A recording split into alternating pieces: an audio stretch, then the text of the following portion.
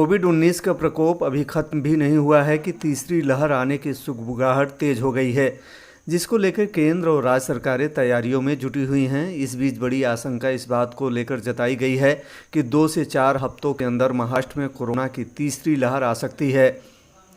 महाराष्ट्र के मुख्यमंत्री उद्धव ठाकरे की अध्यक्षता में कोरोना की तैयारियों को लेकर बनाई गई टास्क फोर्स के साथ एक मीटिंग हुई। इस बैठक में कई अहम बातें निकल कर आई हैं।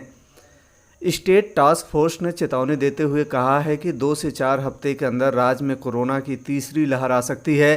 टास्क फोर्स ने यह भी कहा है कि इस लहर का असर 10% बच्चों पर भी पड़ सकता है। इस मीटिंग में यह बात सामने आई है कि कोरोना की तीसरी लहर में केसों की कुल संख्या दूसरी लहर में आए कुल केसों की दुगनी हो सकती है। राज्य में कोरोना के सक्रिय मरीजों की संख्या 8 से 10 लाख तक पहुंच सकती है। विशेषज्ञों ने यह भी कहा है कि मरीजों में 10% संख्या बच्चों की हो सकती है।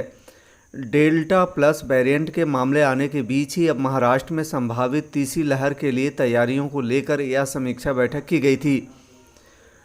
टास्क फोर्स ने मुख्यमंत्री को बताया है कि बेहद तेजी से फैलने वाला डेल्टा प्लस वेरिएंट राज्य में तीसरी लहर ला सकता है। राज्य के स्वास्थ्य कर्मियों ने कहा है कि पहली लहर से कहीं ज़्यादा संक्रमण के मामले दूसरी लहर में आए थे और ऐसा डेल्टा वेरिएंट की वजह से हुआ था।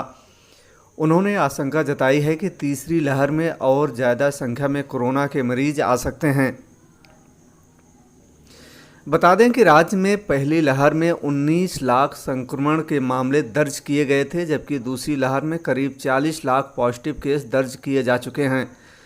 अधिकारियों ने अब चिंता जताई है कि तीसरी लहर में सक्रिय मामलों की संख्या करीब 8 लाख तक पहुंच सकती है और इसमें से करीब 10% बच्चे होंगे। इस टास्क फोर्स के सदस्य डॉक्टर शशांक जोशी ने कहा है कि कोरोना के खतरे को देखते हुए हमें कोविड के खिलाफ लड़ने के लिए जरूरी गाइडलाइन का पालन करना होगा। टास्क फोर्स के सदस्यों ने चेताया है कि महाराष्ट्र में हालात यूके जैसे बन सकते हैं, जहां तीसरी लहर ने तबाही मचा रखी है। अधिकारियों ने चेताया है कि अनियंत्रित भीड़ और कोरोना नियमों की अनदेखी, मसलन मास्क न पहनना और सोशल डिस्टेंसिंग का पालन न करना चिंता बढ़ा सकती है।